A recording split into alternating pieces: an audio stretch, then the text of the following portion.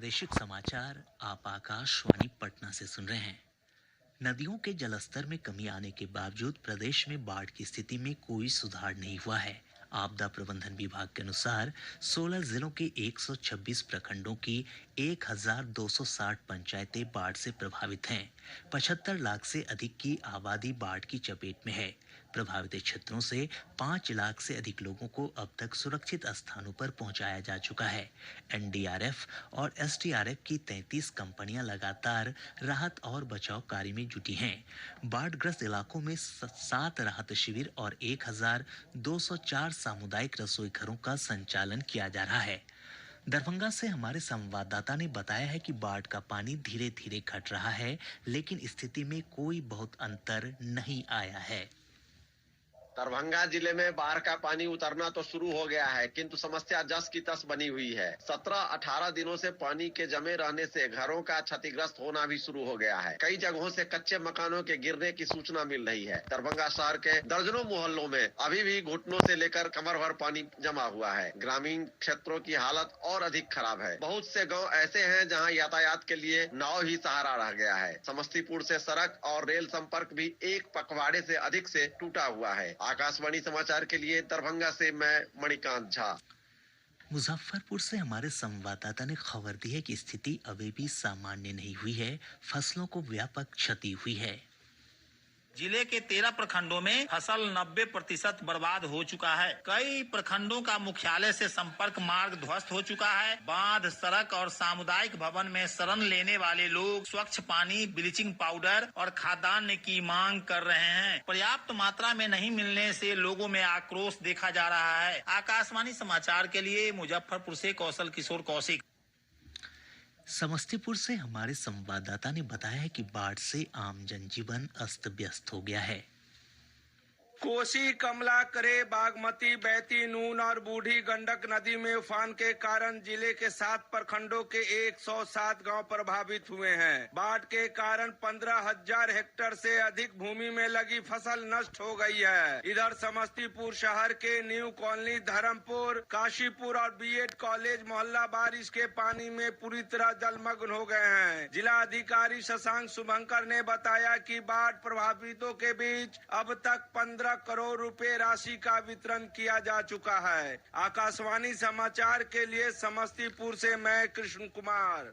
पूर्वी चंपारण और सीतामढ़ी जिले में बाढ़ का पानी उतरने लगा है, जिससे स्थिति धीरे धीरे सामान्य हो रही है। इन क्षेत्रों में महामारी का खतरा बढ़ गया है। सारण जिले के अमनौर प्रखंड के महुआ गांव में रायपुरा और रसूलपुर को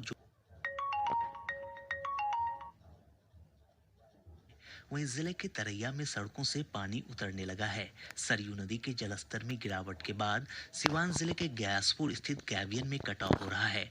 दहा नदी के जलस्तर में कमी होने से बांधों और सड़कों पर कटाव जारी है। सुपौल, सहरसा और मधेपुरा जिले में भी स्थिति सामान्य नहीं हुई है।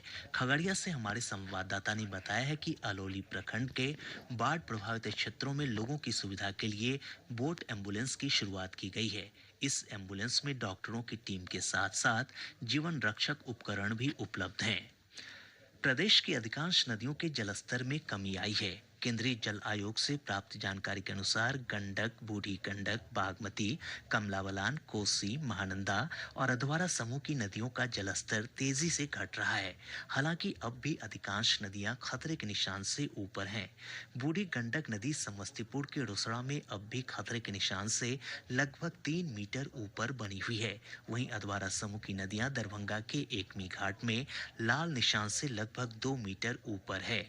वहीं अररिया में परमान नदी के जलस्तर में वृद्धि देखी जा रही है। गंगा का जलस्तर भी पटना और भागलपुर में घट रहा है। कृषि मंत्री प्रेम कुमार ने कहा है कि बाढ़ के कारण किसानों को हुई फसल क्षति का अधिकतम 13,500 रुपए प्रति हेक्टेयर की दर से मुआवजा दिया जाएगा। श्री कुमार आज पश्चिम चंपारण में बाढ़ की स्थिति की समीक्षा के बाद पत्रकारों से बातचीत कर रहे थे। उन्होंने कहा कि राज्य में लगभग 8 लाख हेक्टेयर क्षेत्र में खड़ी फसल को नुकसान हुआ है। श्री कुमार ने कहा कि अधिकारियों को फसल क्षति के आकलन के निर्देश दिए गए हैं। कृषि मंत्री ने बताया कि पशुपालन विभाग के अधिकारियों को शिविर लगाकर पशु चारा और दवा वितरण करने को कहा गया है।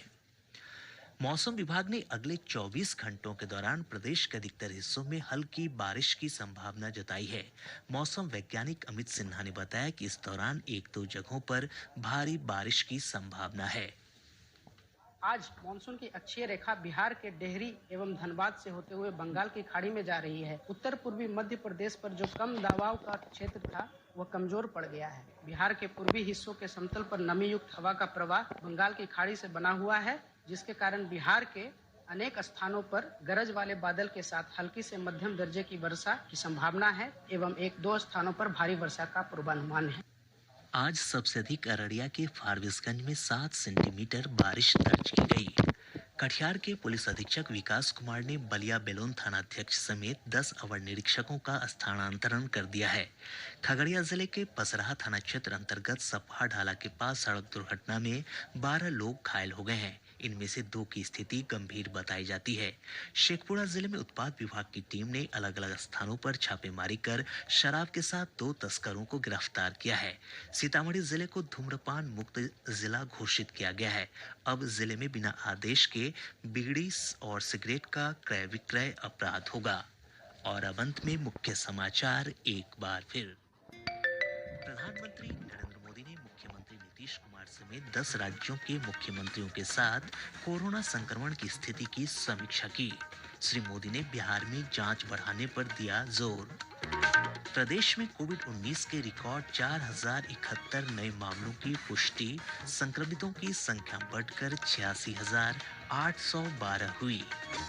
उच्चतम न्यायालय ने कहा, हिंदू उत्तराधिकार संशोधन कानून 2005 के लागू होने से पहले पिता की मृत्यु होने पर भी पैतृक संपत्ति में बेटी का भी बेटे की तरह समान अधिकार होगा। और नदियों के जलस्तर में कमी आने के बावजूद प्रदेश में बाढ़ की स्थिति में कोई सुधार नहीं। 75 लाख से अधिक की आबादी बाढ़ की चपेट में। इसके साथ ही आकाशवाणी पटना से प्रसारित प्रादेशिक समाचार का ये अंक समाप्त हुआ। घर में रहिए, सुरक्षित रहिए और सुनते रहिए प्रादेशिक समाचार। आप आकाशवाणी